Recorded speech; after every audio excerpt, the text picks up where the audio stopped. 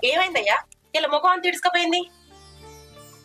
ఏం లేదే, ఎండ బగ్గొట్టింది, అట్లనే పని కూడా బాగైంది కదా అట్లా. సరే వేడి నీళ్ళు పెడతా, తానం తిత్తు. సరే.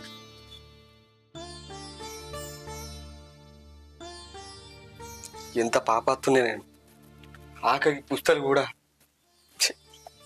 ఈ పుస్తలది ఏమున్నదయ్యా? మనమైతే ఏ బాధ లేకుండా సంతోషంగా ఉన్నాం కదా.